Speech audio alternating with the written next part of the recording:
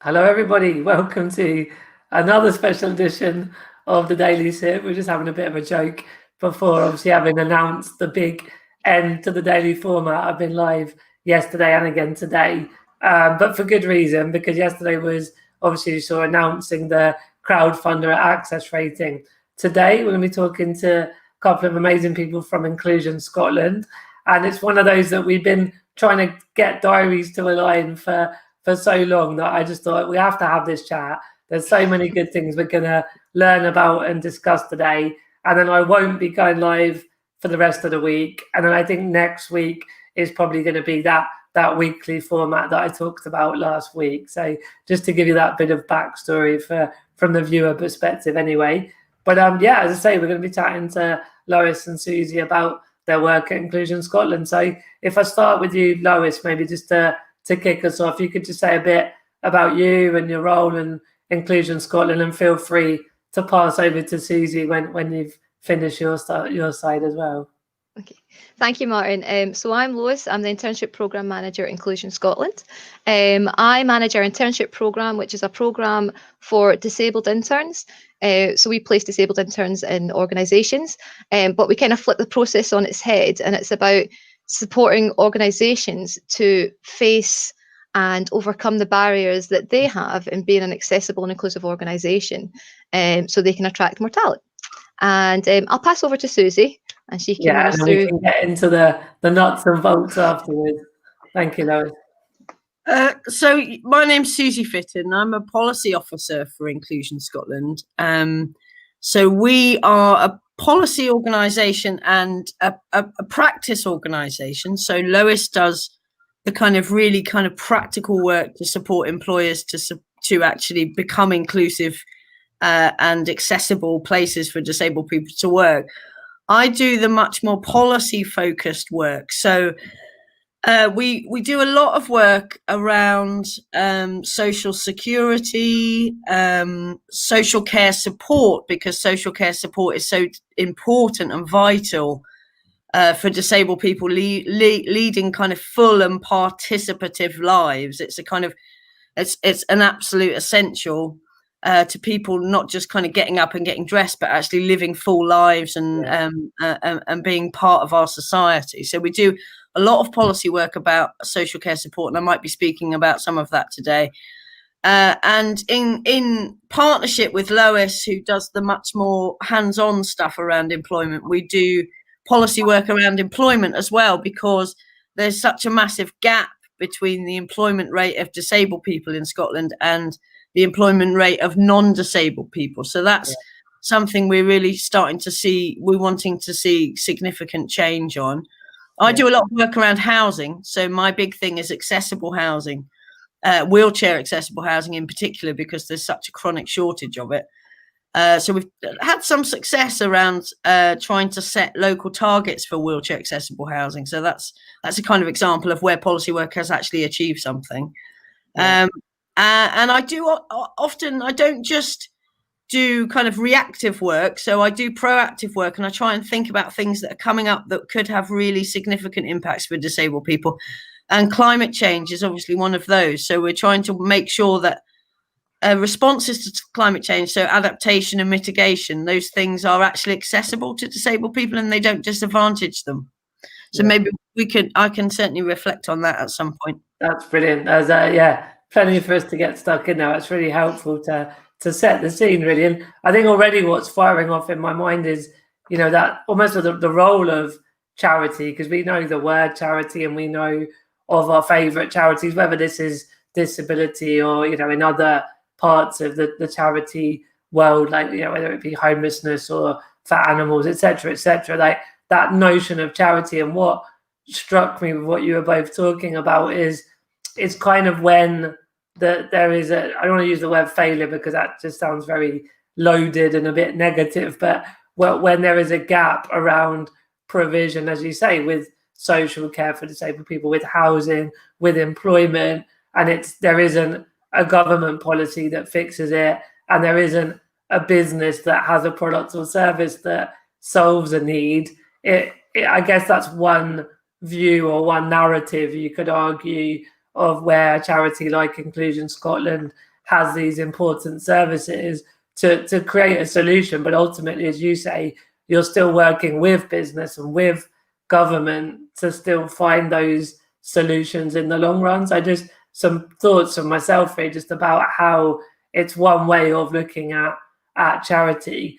I know that you were both keen to talk about the notion of DPO, disabled people's organisations. Happy with either of you who wants to go first, but I just thought if we start on that topic point, that sounds like a nice place to start anyway. Yeah, I can certainly start on that. So Sure. we're a disabled people's organisation, which means that our board is made up with over 50% disabled people. Why is that important? I guess, could you imagine a gender equality charity where the board is 100% men or 80% men and 2 women? So we're really championing for charities to be of disabled people and really have disabled people and that lived experience at board level. And I think because of that, we understand, we're also pan-impairment, and we understand that the underlying causes of exclusion aren't specific to an impairment type or a condition, but they are specific to an approach. So we very much work to challenge the systems of exclusion, not a kind of stick and plaster to the kind of examples or experience of exclusion, but really challenging the systems to have a much more inclusive environment and culture going forward. I'll let Susie kind of explain perhaps a bit more if I've missed anything, Susie. That's great, thank you, Liz. I think it's about the understanding of disability itself, really, and organisations that are made up of disabled people. We believe in the social model of disability. So we don't believe that people are disabled by medical conditions. You're not disabled because you have cerebral palsy or because you have spina bifida or because you have an energy impairment or chronic fatigue or any something that you've been diagnosed with. People are disabled when they try and interact with a world that hasn't been designed by them or for them. And I think that is it's once people begin to understand that what they realize is that it's absolutely fundamental to involve disabled people and their organizations in the design of the way that we live our lives, in how we design our buildings, how we design our transport systems, how we design our education systems, our social security systems, our social care systems. If you exclude people at the kind of co-design stage, then what you will end up with are systems that disadvantage, and by their own nature, they disable people. And that's what disability is. It's the barriers that people experience trying to live full lives in Scotland and also in other countries. And it's not a product of illness or impairment. You may have an illness or an impairment or a chronic health problem, but you aren't necessarily disabled. Yeah, I mean, I remember, I don't know if you both know that after university, the first job I had was at Scope, so similar charity in England and Wales, really to what you guys are doing in Inclusion Scotland. And my role, I briefly was in HR and ultimately worked in fundraising department, but sort of working with the services on how to fund those services. That was the job, the sort of day-to-day. But that was where I learned about the social model.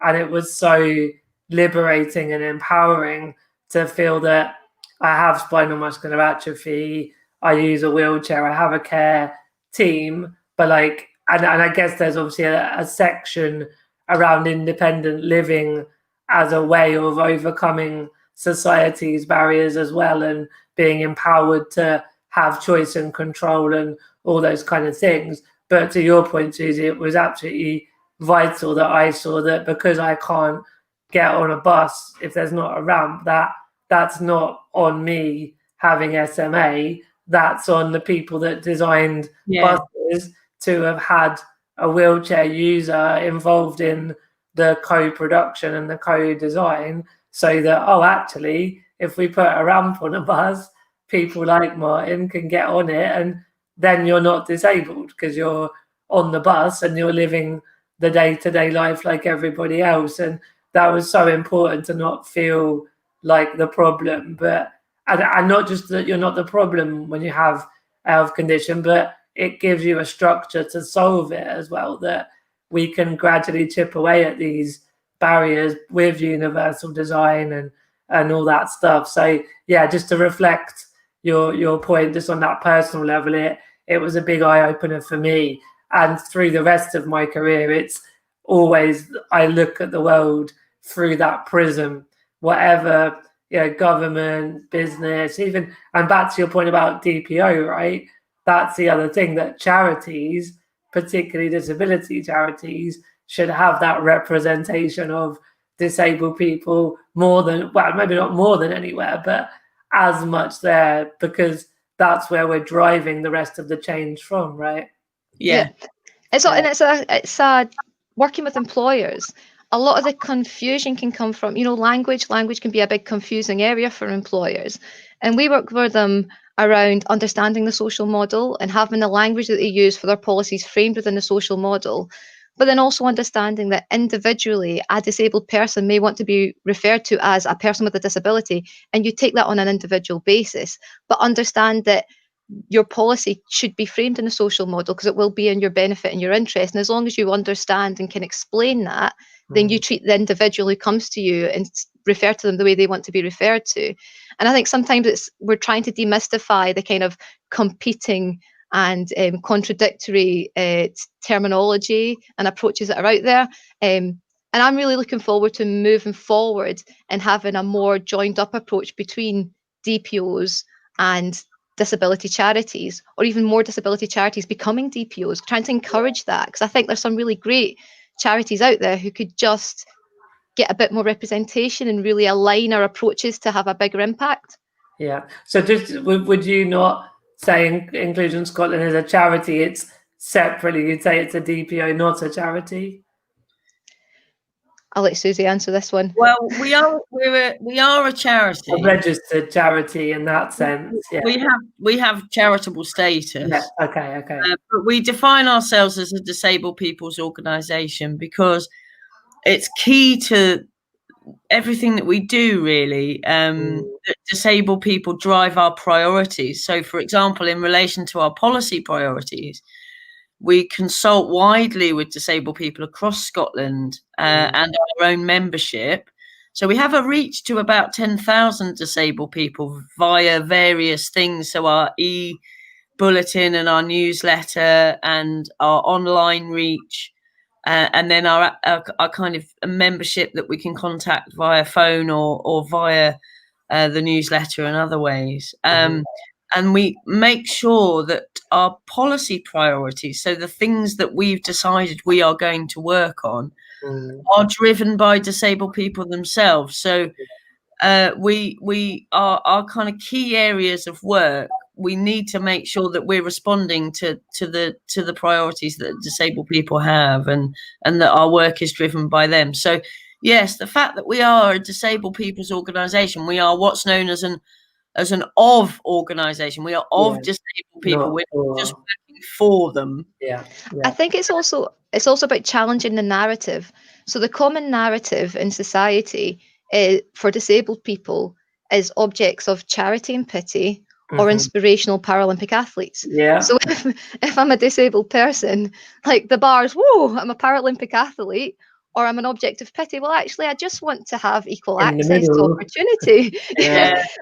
So it's so important. So disabled people historically are either superhuman, or they're scroungers, aren't they? I mean, those are the kind of narratives. That's the narrative. And it's so important to challenge this. I mean, Lois and I talk about particularly the language of vulnerability. So we've seen with COVID-19 that disabled people have kind of been tacitly, there's been a kind of tacit equation of vulnerability and disability. Yeah. And disabled people, many of whom may be at higher risk of the virus. There's no doubt about that. But that in and of itself does not lead them to be vulnerable. It's actually the policy decisions and the responses to the virus that in many cases have actually created vulnerability for disabled people. So it's really important to challenge that language of vulnerability, because public bodies use it very routinely, like, oh, disabled people are vulnerable people. Private companies use it routinely. Disabled customers are vulnerable customers. And actually what we're seeing, particularly at the moment, is that it's actually the responses to COVID-19 that have made people vulnerable. They weren't vulnerable in the beginning. They were actually made to be vulnerable. So things like social care support were removed from disabled people because local authorities didn't have backup plans in place when they were kind of working out how to control the virus. And so, you know, significant thousands of disabled people across Scotland have their social care completely removed. Yeah, no, it's been crazy. And just been absolutely nightmarish for people. Yeah, that point about language, because I wanted to clarify that sort of DPO charity sort of, you know, wording or categorization, and then that was quite interesting to go deeper there. But obviously, you've both mentioned language in the sort of broader context in the last couple of minutes, and I think for me, where the language is so important, we understand that if everyone uses the social model language, indeed, if anyone knows what the social model language is, because not everyone would understand that in a general context for whatever reason. But if everyone essentially understands the social model, uses social model language, it would be simple. But, you know, you've got, like in America, it's person first language. In France, they still say handicap. So that it gets quite messy when you get out of the theory and into the reality. And I just wonder what both of you have experienced, where you want the businesses to more, I guess, understand the overall point of reducing barriers and not discriminating and all those kind of things, but how you manage language as a tool, but not to become a distraction. Is that something you found difficult in your respective roles? Yeah, so again, it's where it comes into this contradiction, you know, because business, it can be hard if you're getting told contradicting things about what language to use, and which is why in Scotland, the Scottish government have actually adopted the social model. So in Scotland, we're relatively lucky in a sense that we can actually signpost to the Scottish government website and say, look, it is something that's been adopted here. It's what we're using in Scotland. When you look at America, I mean, America still uses handicapped. And obviously, when I'm speaking, I did an article recently for Microsoft, and they'd taken the content and put person first. And I had to keep going back and going, no, it's really important that we have social model language. It's social model language. And they spoke about the kind of global context. And I was like, yeah, but here's the Scottish. And again, I could reference back to the Scottish government, which allowed a global company to change the language. And I think actually we do have to challenge the language, because the language is so important in placing accountability. And I think that this is where I think that charities and disabled charities have to unite under DPOs and learn from that, and all together push for one terminology led and informed by lived experience. And I think that's the key. And I'll give you an example of this. I was at a consultation event with a company. I won't mention what company it was, and it wasn't under my role as supporting employer. I was there as representing disabled people, and they've showed us these leaflets, and they said, so do you think disabled people could understand these leaflets? And I was like, tell me something. In terms of marketing, I'm assuming that it's written for, I think you write marketing for an average age of 11-year-old, yeah? So are you producing it in Braille? Has it got, you know, using terminology people understand? Because I was like, you're talking disabled people are general public. You know, it's not about would a disabled person understand this? And it was having to challenge that attitudinal understanding about what disabled people are. They are the public. They are you and me. They, you know, we are disabled people. I saw a good thing on LinkedIn the other day where it said, not many people are born into the club, but lots of people evolve into the club of disability. And it's kind of, we have to really challenge that. And I think the language is vitally important. So when I've met with employers before, I think it's having that initial conversation about the social model. And they get it. I think people do get it. I think it's only becomes difficult when it becomes contradictory, other people kind of telling them something else, which is why we have to have really strong voices, all championing for the same, and governments as well adopting it. And so you can, because it all kind of helps, you can reference back to a government policy. It kind of makes people a bit more inclined to adopt and take it on board. Yeah. Yeah, no, it's really helpful insight. And yeah, as you say, it's not like a one size fits all solution, but it's maybe social model and language is a tool, and the objective is to just have empathy and compassion that there is a group of people with different needs. And because I think a lot, something Chris Veach says, who's been involved with a lot of Visit Scotland and other tourist boards and tourism, is in the end it's customer service, or when your role is employment, it to be a good employer or to be a business with a good products and service, and it's customer service. So it's like, what does an individual need? It's about communication, and just taking the time to be in someone else's shoes is probably the ultimate goal, but we have to educate in different ways to get to that destination, I suppose. Yeah, I think what's interesting is that when we talk about barrier, I think for employers there's a few things. There's one thing about it's okay to get it wrong. You know, it's like that thing, like we learn through mistakes, and actually I sometimes get it wrong. As a DPO, we can get it wrong, but we listen and we adapt and we change and we evolve to something that's better. And it's about that. It's about it being a journey. It's not going to be a simple fix. Which I think is sometimes what we're led to society to believe and to think. I do this thing and then it's all sorted. And it's like it's not all sorted. And in fact, it's not good for it ever to be all sorted, because it's innovation, it's growth, it's development. And I was actually speaking to a really interesting company yesterday, and it's a company called Present Pal, and there's a gentleman called Chris, and he's dyslexic. And when he was going to uni, he said about his dyslexia, and they'd said, "Oh, that's fine, you won't have to do the presentations."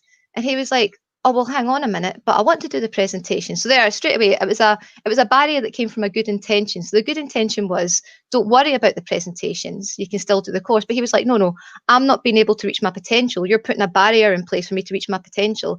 And he's then developed this app that helps for people with presentations. It's an accessible app, and it's got overlays for colours. And it just shows you the innovation that comes from people when they're faced with these barriers. And if we don't accept that innovation and the potential that comes from that, it's going to hamper us. And it's something about really embracing the full and potential that can come from adopting a social model approach.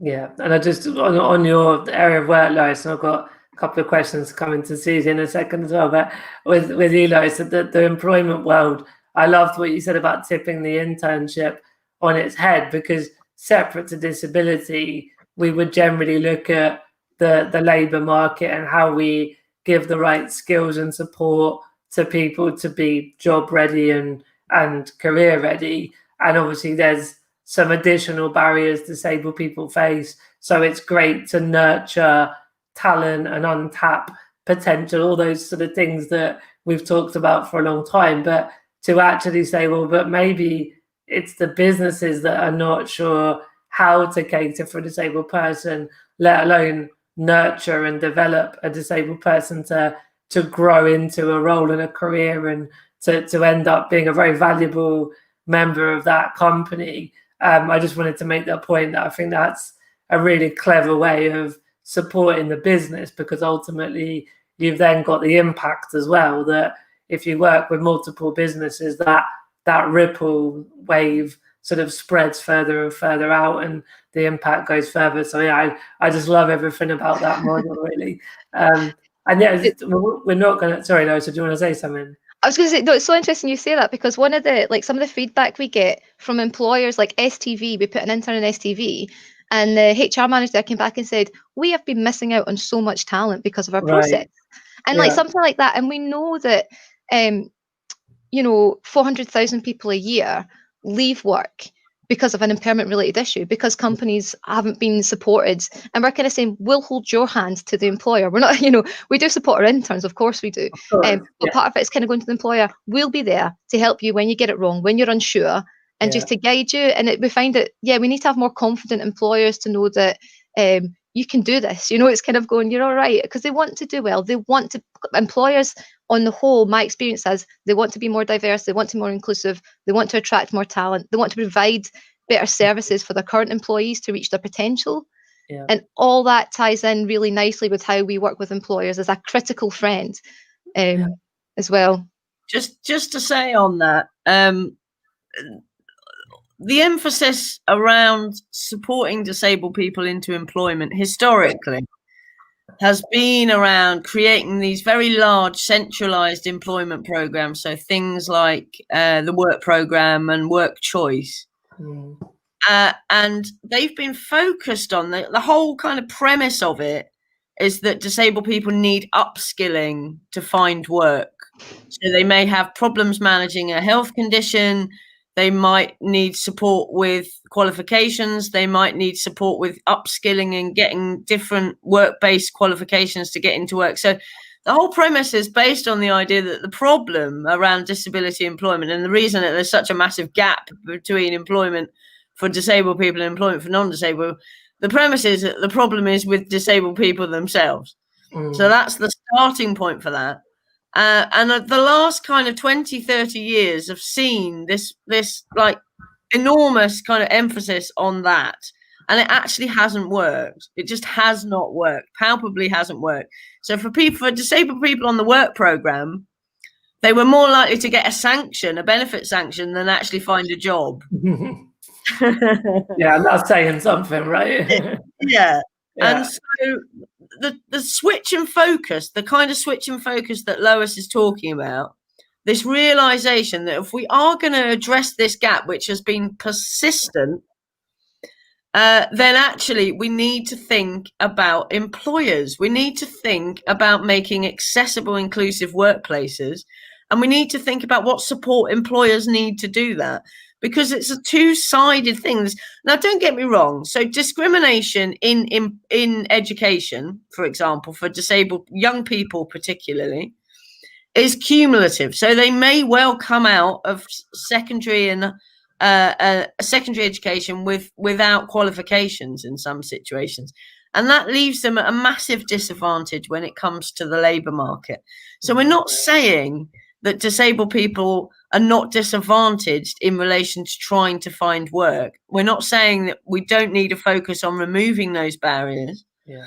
But what we are saying is if you don't look at the other side, if you don't look at employerability, if you don't look at how employers function and how they operate and their recruitment procedures and the way that they work with staff and the way that they ask people about impairments and the way that they make reasonable adjustments in the workplace. If you don't have that focus, then you're never going to do what the Scottish Government is committed to doing, which is halving the disability employment gap.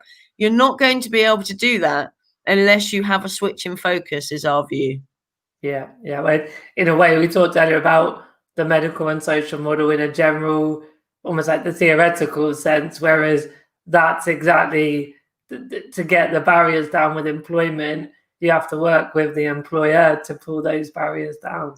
It's just it's the symptom of that larger problem, or one of the symptoms. Cool. And Go on. I was just going to say one of the barriers that I find the hardest. It's not the hardest one to tackle, but one of the ones that. So you can talk about your application forms being accessible. We can talk about wording and kind of asking about reasonable adjustments. We can talk about the Disability Equality Act and how it's there to stop discrimination, not to make you hire the wrong person. You can do all of that. One of the biggest barriers is the attitudinal barrier. And again, this is where it kind of rounds itself in language and common narratives of disability.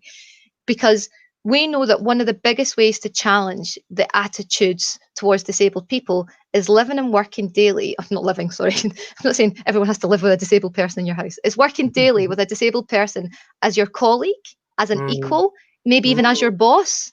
It's these kind of, and even when you look at like current stats around equality in executive positions, they often mention race, gender, age, but quite often disability is left out.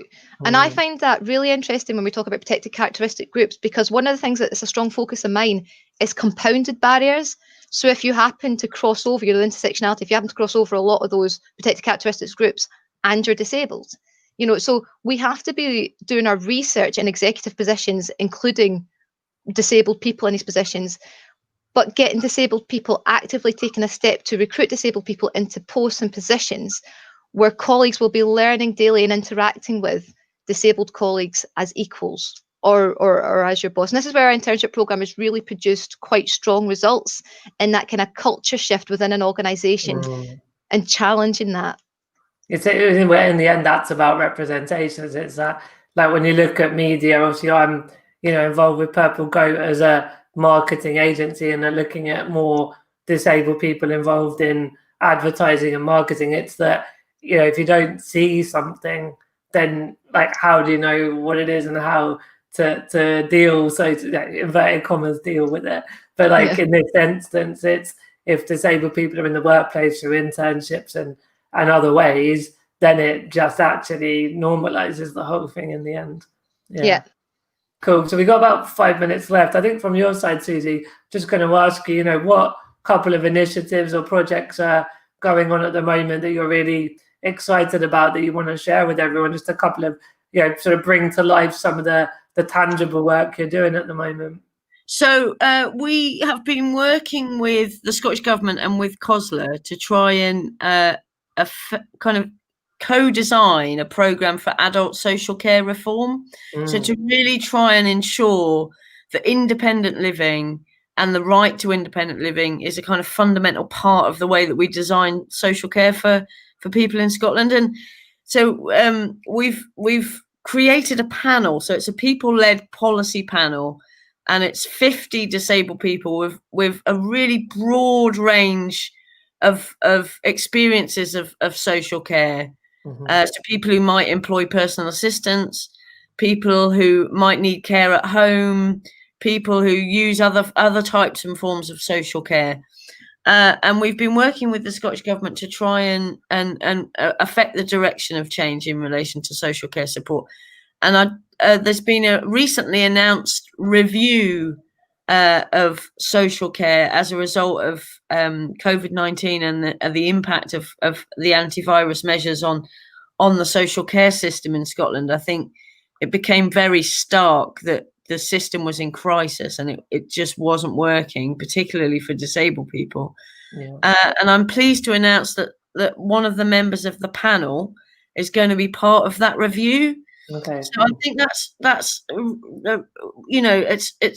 it's great really to feel that actually lived experience, so somebody with lived experience of social care support is actually going to be at the top table in relation to kind of thinking about what we do next in relation to social care support.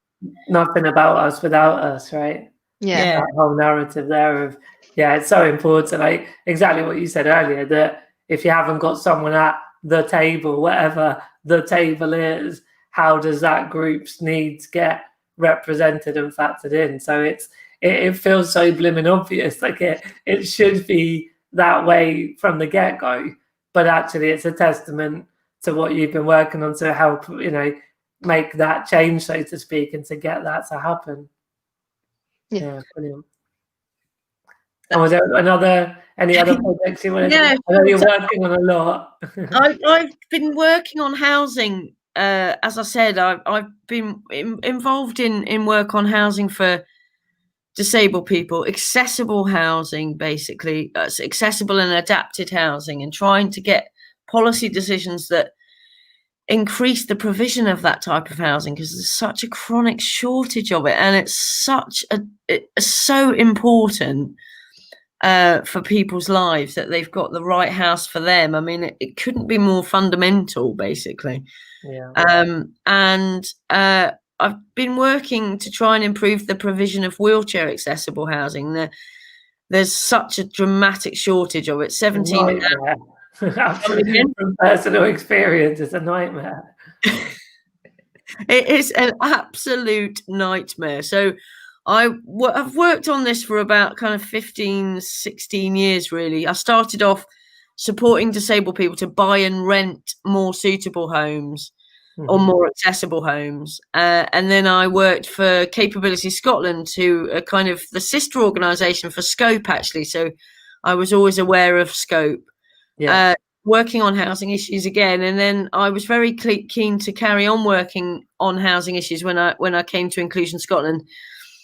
And eventually, after all this kind of lobbying, really, and trying to get stuff in the press and trying to make the Scottish Government officials and the Scottish Government Housing Minister particularly aware of the implications to disabled people of not having enough accessible homes and wheelchair accessible homes. So people being stuck in hospitals, can't be discharged, people in residential care because there's no suitable housing, people unable to get into their toilet, unable to shower, unable to get in and out of the house, unable to get in the garden.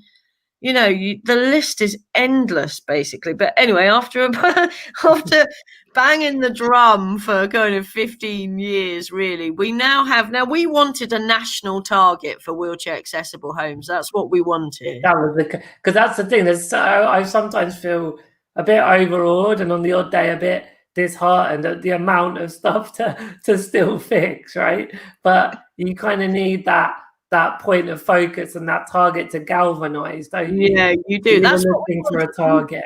Yeah, we wanted a national target. We didn't get a national target. What we got was local targets. So local authorities now, by law, so in their local housing strategy, they have to say now, they each have to say how many wheelchair accessible homes they're going to build, not just for social rent, but also for private sale. So I know you kind of tell people and they think, is that it after 15 years? It's hard going, isn't it? It's hard going. Have you got, because I think the sort of specific details, it's great for people watching to get a bit more of an insight, like you say, the lack of representation of people that use social care at the decision-making table, ridiculous in terms of in the past, and well done for getting that breakthrough. And obviously the stock of accessible housing, it's ridiculously low. I mean, I suppose that we could go into so many different groups, and I still want to just touch on climate change in a minute, but for you, how can we as a community try and move? Like you say, 15 years you've been plugging away. Like, is there a different tactic to try? Is it just chipping away and it's just going to take decades? Like, what's your view on it at the moment? Like, are you still optimistic with all of this? I am still very optimistic. Good. Yeah, I'm glad to hear that. yeah, I am, because it's quite difficult to predict sometimes how long it's going to take to kind of really have an effective influence on something. Yeah. And different policy areas are quite different in the way that they operate, and sometimes things can be done quite quickly. We've really dramatically influenced the new social security system in Scotland, for example. So we knew that disabled people getting UK benefits, so benefits that were administered by the DWP, were experiencing horrendous kind of degrading assessments, experiencing benefit sanctions. Just having an utterly miserable time trying to get the benefits that they were entitled to. And since Social Security, some elements of Social Security, including disability benefits, have been devolved to Scotland, the Scottish Government has taken a radically different approach. They've wanted. I'm thinking of moving to Scotland, to be honest. I've heard so many healthcare and social care policies that are just basically what feels like common sense for disabled people that living in England. Like, my whole life's been about, like, for everything I need as a disabled person, with government support around wheelchairs, around care, around housing. Like, every day is this slog, and it's exhausting. And it's like, why does it have to be so difficult? And I've been hearing more and more that Scotland's sort of becoming a bit of a haven, if you like. But I'm sure it's not perfect, and there's more. There's still a lot of work to be done, I would say. But what I'm saying, I suppose, is if the value base is right, and if there's a commitment to a human rights-based approach with something like Social Security, given the history of that you can actually make really quite influential, significant changes for disabled people in a short time frame. It's a lot of the time you're seeking opportunity, but then other things take forever. So, like, I recently saw that I don't know if you guys have ever seen this, but letting agents used to routinely put signs on windows of houses for let saying no DSS on them. Right. Wow. Letting agents would stop people who were in receipt of benefit, and that included many disabled people. Yeah, of course. From renting a house if they were in receipt of housing benefit. And it has caused over the years. To be honest, this sign is not that dissimilar to pubs putting a sign on the door saying no blacks, no Irish. Totally. Yeah, I was thinking the same. Yeah. It's really not that dissimilar. And this has been going on for like since the DSS was a thing, obviously it's no longer the Department for Social Security, it's the DWP. So you can see how long it's been going on. And I saw recently there's actually finally been some really good legal challenges to this. Good. And I suspect that'll be the end of it now. Yeah. I'm hoping. But so some things do take a long time, and I do think there is something about. And my view is that policy work requires kind of three things. It requires tenacity. Mm-hmm. So you have to stick with it. You have to be technical, so you have to know the technicalities, and you have to know either the bits of legislation or the bits of policy that apply to your area. And though tenacity, technicality, but also timeliness is really important. Love it.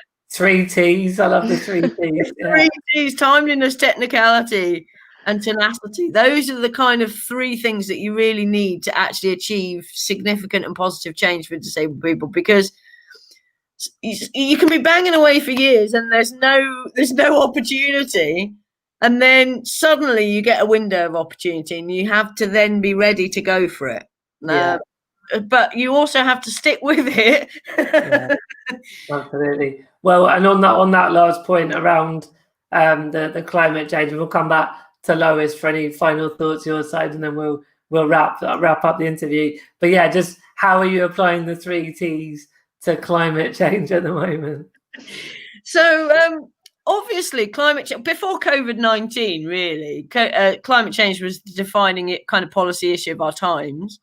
Obviously that's taken more than a bit of a shift, because governments around the world are trying to respond to a global health pandemic.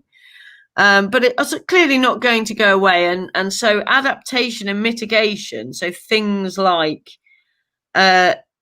carbon-free or carbon-neutral design and urban design and infrastructure and transport infrastructure, carbon-neutral kind of housing and energy efficiency, electric cars, things around getting cars out of town centres, all of that kind of thing. So kind of low waste, low energy living is going to basically form the backbone to our policy making in Scotland for the foreseeable future. And what we're trying to make sure is that disabled people are not overlooked in that.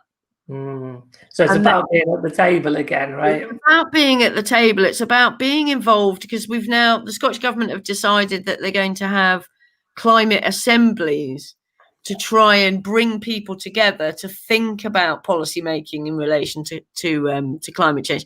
And we need to make sure that disabled people are part and parcel of that.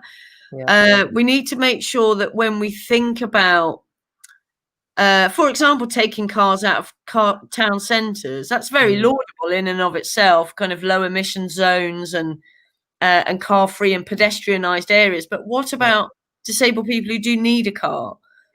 What about people who are reliant on social care support or care workers who drive to get to their house?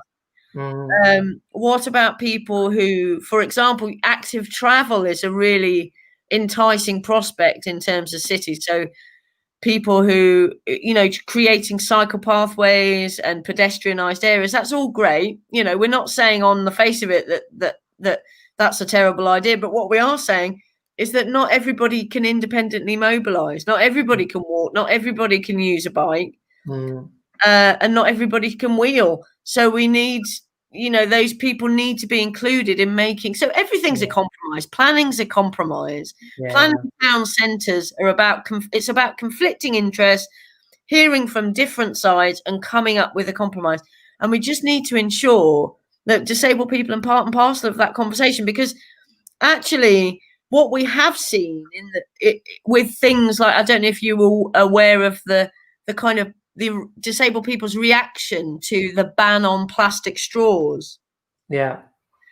But, countries around the world are deciding what they're going to do about single-use plastic. So they're trying to reduce the amount of plastics that end up in the sea, which is perfectly laudable. I don't think anyone would argue. Yeah, that's the point. No one's saying No. all of this is, if it's bad for a group of a part of the disabled community, then it's bad for everyone. It's compromise. But it's obviously good to look after the environment, but let's not stop people from being able to get to their town centre or have a hot beverage, for example. Exactly. Or be able to drink a hot beverage safely when they're in a cafe. So again, we are working with Zero Waste Scotland and the Scottish Government to try and make sure that disabled people are involved, because they've realised that this is an issue. We have said, listen, there's lots of people who need plastic straws, and actually the more environmentally sound alternatives don't always really work. So they can burn you if you're drinking a hot drink, if you're drinking from a kind of recycled paper straw, for example. That's not going to work.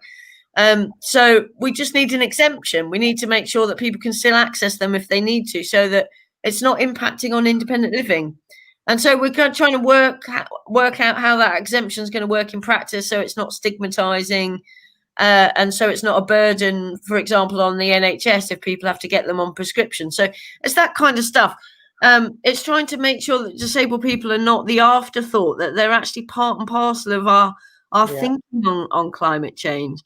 It's really interesting work, actually. It's very interesting work, because we're usually the only disabled people's organisation, not only in the room, but in terms of engagement with organisations that are working on climate change. A lot of them have never thought about this stuff.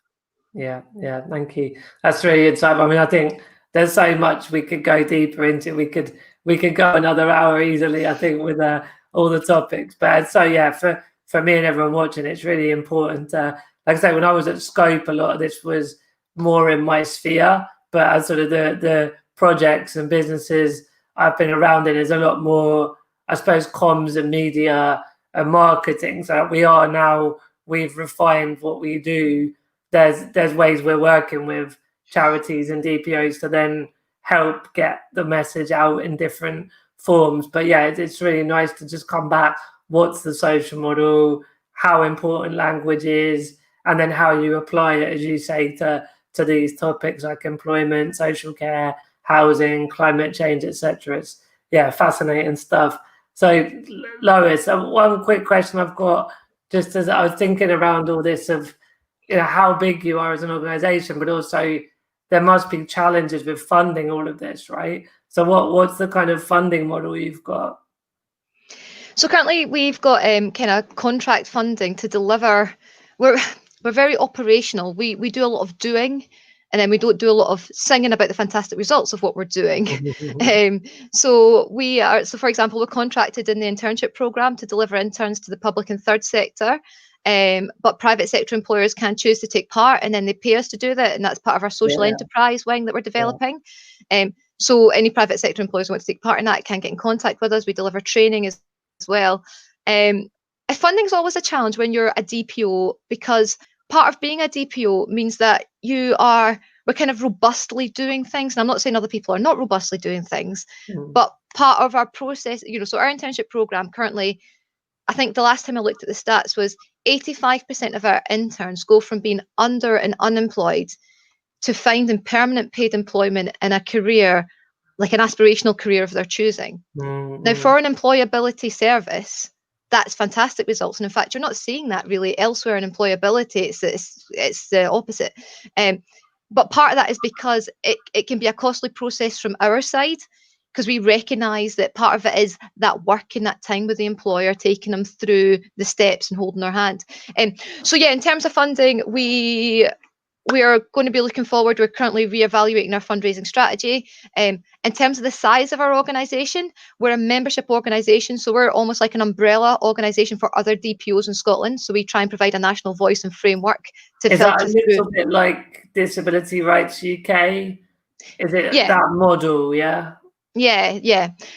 But we also have individual disabled people as members as well. But private sector organisations can also become associate members, so they can get our newsletter. We're launching an e-bulletin for private sector employers. And that's to try and raise awareness. And I mean, again, this is something we've kind of tagged on to existing funding. So if anyone's out there and interested in sponsoring or partnering with some of this work, we're always welcome to have that discussion. But we need to ensure that organisations that we partner with or we sponsor with are genuinely interested in creating change, because we have a kind of ethical obligation to our members not to endorse organisations which can be seen to be harmful to disabled people. So we're always looking for organisations where we can make genuine change. So if people are coming to approach us for that, we kind of put that on there as a policy. But I guess as a kind of last word would be that in COVID-19, what we've noticed is we've been lobbying for remote working and flexible working for decades. Disabled people have been, it's one of the parts of prior to COVID-19, we'd go in and speak to employers about how are you set up for remote working. What you can see is employers have been more resilient through this period, have been the more inclusive employers. Employers have had that as practice, and the employers have perhaps found that slightly more difficult unless your industry's been impacted because of like travel and tourism, but employers have been set up for that. And I guess my final thought for employers is that if we would have been a bit further on in the inclusive journey, would we have been better prepared for a global pandemic? And if that is a lesson for this time, let's not go backwards. Let's keep that at the top of the agenda to move forwards in innovation and resilience and adaptability. And our employer e-bulletin goes into that. I wrote an article with Andrew Brown from Anderson Strathern. He's a lawyer, a partner in a legal firm, and we kind of look at the legal implications and the kind of practical implications of approaching that. Really interesting. Wow, we're going to need to come back and talk again. I think there's so many. Because that's the thing, you're touching on all of it's all part of society, isn't it? It's across the board, every part that is in anyone's life, but that is in a disabled person's life. You're trying to address that, the social care, the employment. There's a lot to tackle, but we got a good overview, I think, today. We've got a few comments. I won't go to all of them, but Gavin said, love Inclusion Scotland. Great to see another fellow Scottish organisation on the Daily Sib. Craig says, read Disabling Barriers, Enabling Environment. I think that was when we were talking very much around the social model stuff. Gavin would say, yes, innovation is a massive part of our future across all sectors.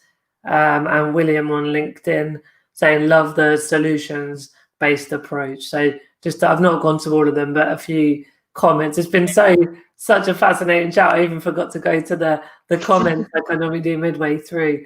But I think we're going to wrap, guys. But thanks for your time. Thanks for your energy and hard work. It's been great to learn a lot more about Inclusion Scotland. If people want to learn more, how can they best get in touch or follow your e-bulletin or your website? What's the best way? Go onto our website. I'll send round, if it's okay, I'll send round like a link to our e-bulletin where you can sign up to it. Follow us on LinkedIn, Twitter, Instagram, Facebook. Get in touch. So, I mean, I can send around my email after this if you're interested. But it's all on our website there, and I'll give you more detail where you can get in touch with us. But please do just get in touch. We're more than happy to have conversations, exploratory conversations, and also share the practice for other kind of nations. Brilliant. Any final words, Susie? Just thanks so much for having us, actually. It's been really, really interesting, and it's been, really helpful to our work, actually. Brilliant. Thank you for having us on. Cool. All right, well, everyone, thanks for watching. Thanks for your comments. And say, do get in touch with Susie and Lois afterwards if you've got any other thoughts or questions. And I promise there isn't going to be a Daily Sib tomorrow or this week, but I will be in touch with the update on the new format that will be starting next week. So thanks again for your support, and thanks both for your time today. Bye-bye. Thank you. Bye. Bye.